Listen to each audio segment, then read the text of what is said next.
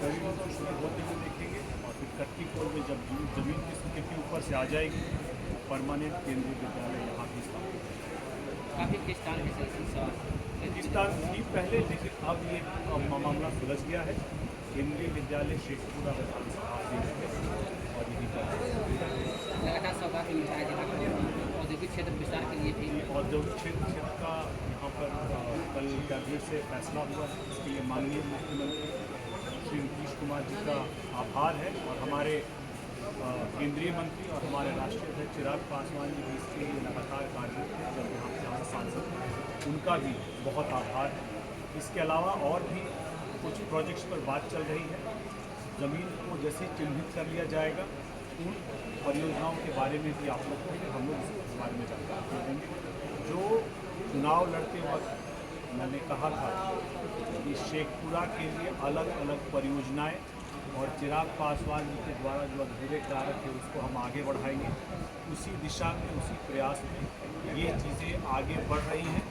आने वाले समय में शेखपुरा में विकास की और भी परियोजनाएं आएंगी और जैसे जैसे आएंगी आप सभी को इसकी जानकारी अवश्य दी जाएगी। प्रधानमंत्री का बिहार दौरा होने वाला है सर 15 तारीख को।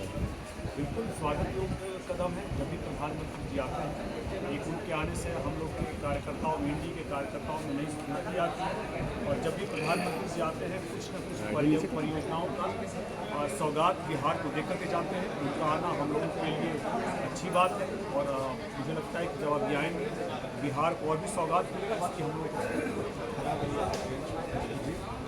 ट्रेन ठहराव के लिए सर क्या पहल करेंगे? प्रयास चल रहे, कुछ ठहराव हुआ है और कुछ ट्रेनों के लिए लगातार बात हो रही है। जैसे जैसे धीरे धीरे सारे कार्य होते जा रहे हैं उसके बारे में भी संज्ञान पीछे भी हम लोगों ने झंडी भी दिखाई थी। उसके बाद हमारे जिलाध्यक्ष इमाम गजाली साहब ने भी कुछ ट्रेनों को झंडी दिखाया। आने वाले समय में आप लोगों को जो मांग है और ट्रेनों के ठहराव की वो भी कार्य प्रगति पर है और जैसे जैसे मिल जाएगा आपको उसकी जानकारी अवश्य। सर पंडर में एक जमीन का सड़क का मामला था सर, उसमें आपके द्वारा संज्ञान लिया गया है? जी बिल्कुल संज्ञान लिया गया था और प्रशासन से आकर के इस बारे में बात भी हुई और आपको ये बताते हुए खुशी है कि इस बात का संज्ञान लेकर प्रशासन के डीएम साहब ने इस कार्य को आगे बढ़ाया है। बहुत जल्द इस पर स्वीकृति भी हो जाएगी और इस पर काम भी शुरू होता हुआ। सर वोटर अधिकार यात्रा में प्रियंका का एंट्री हुआ बिहार के अंदर, क्या प्रभाव पड़ सकता है पॉलिटिकल इससे? हम लोग शेखपुरा के विकास की बात कर रहे हैं। तो विकास के बाद थोड़ा राजनीतिक बात भी कर ले हम लोग कि बिहार के अंदर चूंकि चुनाव होना है। विरोधियों को आज के दिन में विकास के मुद्दे को लेकर के कहने के लिए शेखपुरा की जनता और बिहार की जनता के पास नहीं है। इसलिए वो कभी दक्षिण से कभी पश्चिम से नेताओं की जमाहट यहाँ पर कर रहे हैं, लेकिन अगर वो कर रहे हैं तो साथ ही साथ अगर आपके पास विकास का मुद्दा नहीं है तो कम से कम अपनी पार्टी का विजन और राजनीति में आप विकास के लिए अपने क्षेत्र के लिए क्या रोड मैप लेकर आए हैं इसकी बात भी करें। आप सिर्फ और सिर्फ वोटर अधिकार यात्रा के माध्यम से ये डर फैला रहे हैं कि आपका वोट अधिकार चला जाएगा तो आपका पेंशन चला जाएगा तो आपकी ज़मीन चली जाएगी। ये सिर्फ और सिर्फ डराने की राजनीति है। एक डराने की राजनीति हुई थी जंगल राज में, जब डर कायम किया गया था, अपराध की घटनाएं थी और यहाँ पर अभी कुछ नेता और भी हैं जो शेखपुरा में लगातार गरीबों पर, दलितों पर, पिछड़ों पर अत्याचार करते हैं अपना वर्चस्व बनाए रखने के लिए। प्रशासन से इस बारे में भी बात हुई है, उनको चिन्हित किया जाएगा।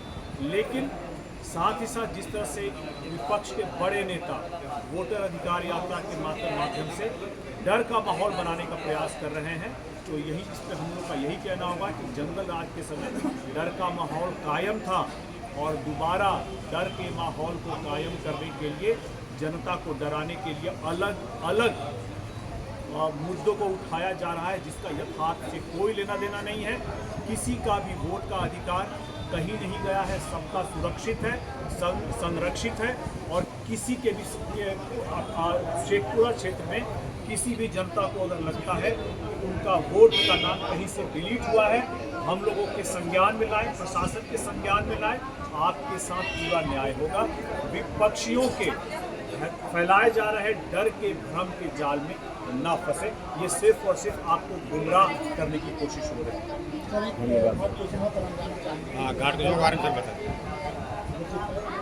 इस बार आपने दौरा भी किया, काफ़ी नुकसान इसे बाढ़ग्रस्त करने के लिए क्या प्रयास हो रहा है? देखिए, प्रशासन का अलग अलग नियम है, प्रणाली है क्षेत्र को जल जमाव या फिर बाढ़ प्रभावित घोषित करने का। हम लोगों ने मुख्यमंत्री जी को भी लिखा है, प्रशासन से भी आग्रह किया है कि हमारे क्षेत्र को भी बाढ़ प्रभावित घोषित किया जाए। जब भी बाढ़ आती है यहाँ पर फसलों का, जान माल का नुकसान होता है, और इसी के मद्देनजर जब तक ये प्रयास हम लोगों का सफल नहीं हो जाता, केंद्रीय विद्यालय का प्रयास सफल हो, आगे आने वाले समय में औद्योगिकरण का था वो प्रयास सफल हो रहा है, इसी तरह से हम लोग चाहेंगे कि हमारा ये प्रयास भी सफल हो। लेकिन जब तक ये प्रयास सफल नहीं होता, लोक जनशक्ति पार्टी रामविलास अपनी तरफ से अपने नेता चिराग पासवान जी के निर्देश पर लगातार चिराग का भरोसा के माध्यम से अपनी तरफ से सूखा राशन, दवाई, मेडिकल कैंप लगा करके जनता को राहत प्रदान करने का प्रयास कर रही है। इसमें उल्लेखनीय जो भूमिका है हमारे जिलाध्यक्ष इमाम गजाली जी का है, विजय पासवान जी का है, जो लगातार जनता के बीच में बने रहे हैं। और आने वाले भविष्य में भी इस तरह की अगर कोई घटना हो गई तो हम लोगों ने जनता का वोट दिया है, हम उनके साथ खड़े रहेंगे, उनका जान माल और वोट का अधिकार। सर, बिहार के अंदर विकास की योजनाएं काफ़ी हो रही है इन दिनों, लेकिन तेजस्वी यादव या प्रशांत किशोर कहना कि मेरे दबाव के कारण मेरा आंदोलन लगातार हो रहा है, उसके कारण सरकार कर रही है, क्या लगता है?